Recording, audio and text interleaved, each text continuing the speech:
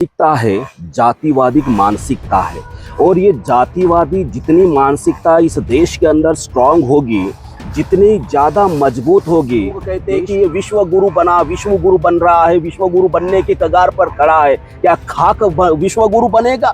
ये विश्व गुरु उस समय था जब सम्राट अशोक ने इस देश को एक सोने की चिड़िया बनाई थी। उस देश के तरफ देखने का देख रहे हैं मध्य प्रदेश के यह ग्वालियर का मामला है, जहां बाबा साहब डॉक्टर अम्बेडकर की प्रतिमा को लेकर बड़े दिनों से विवाद चल रहा है। इसमें चाहे राजनीतिक विवाद माने इसको या फिर इसको अंदर का विवाद माने, वकीलों का विवाद माने, बाबा साहब डॉक्टर अम्बेडकर की बदौलत देश में बुद्ध का धम्म दोबारा से जिंदा हुआ। लेकिन अब बाबा साहब डॉक्टर अम्बेडकर की प्रतिमा को लेकर बड़ा विवाद चल रहा है, उस पर एक बड़े आंदोलन भी हुए और तमाम तरीके से चल रहे हैं और भी होने वाले भविष्य में।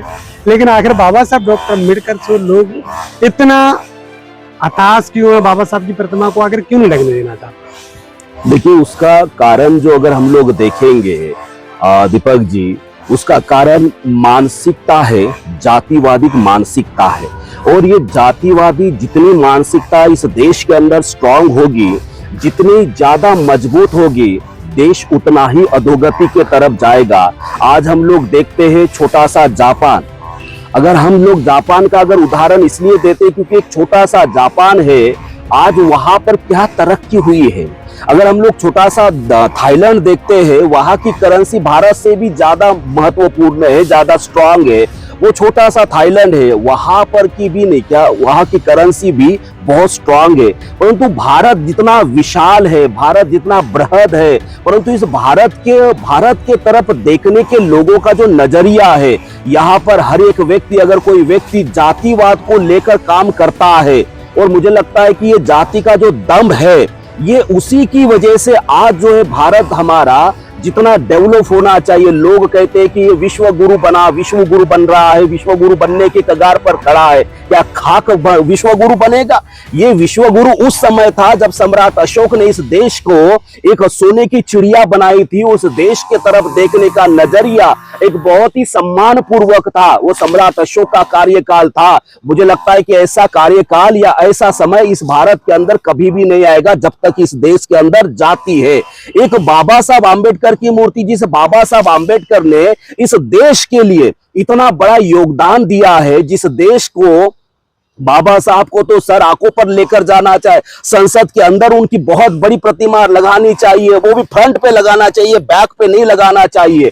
भारत के हर हाई कोर्ट के अंदर बाबा साहब आम्बेडकर की मूर्ति होनी चाहिए, वहां पर स्थापित करनी चाहिए, क्योंकि बाबा साहब आम्बेडकर ने इस भारत का संविधान लिखा, और ये संविधान लिखकर उन्होंने हर एक व्यक्ति को समानता का अधिकार दिया है, समता का अधिकार दिया है, न्याय का अधिकार दिया है। ऐसी कौम जो सालों साल से दबी थी, कुचली थी, ऐसी कौम जिनको लोग सम्मान क्या, उनको लात मारकर भगा देते थे, ऐसी कौम जो सम्मान पूर्वक जी भी नहीं सकती थी, रह भी नहीं सकती थी, अपने शरीर पर कपड़े भी नहीं पहन सकते थे, ऐसी कौम को बाबा साहब आम्बेडकर ने आज ने क्या उस वहां पर लेकर आ गए। आज वो कौम जो है देश में अपना एक वजूद बना रही है। परंतु मुझे ऐसा लगता है कि बाबा साहब आम्बेडकर को कुछ लोगों ने, जो जातिवादी है, जिन्होंने अपने भीतर, अपने रग रग के अंदर जाति को ज्यादा दम दिया है, ऐसे लोग बाबा साहब आम्बेडकर की मूर्ति बिठाने का विरोध कर रहे हैं। तो हम सोच सकते हैं, देख सकते हैं कि ऐसे लोगों की मानसिकता क्या हो सकती है। ऐसे लोग ना देश के हो सकते हैं, ना वो धर्म के हो सकते हैं, ना परिवार के हो सकते हैं। बाबा साहब आम्बेडकर की मूर्ति न बिठालना या वहां पर विरोध करना, ये बिल्कुल दिखाता है कि जातिवाद इस देश के अंदर कितना स्ट्रांगली यहाँ पर काम कर रहा है। और उसी का नतीजा है कि बाबा साहब आम्बेडकर की मूर्ति ग्वालियर के हाई कोर्ट में उनको बिठाया नहीं दिया जा रहा है। ये हमारे देश का भगा देते थे। ऐसी कौम जो सम्मान पूर्वक जी भी नहीं सकती थी, रह भी नहीं सकती थी, अपने शरीर पर कपड़े भी नहीं पहन सकते थे, ऐसी कौम को बाबा साहब आम्बेडकर ने आज ने क्या उस वहां पर लेकर आ गए। आज वो कौम जो है देश में अपना एक वजूद बना रही है।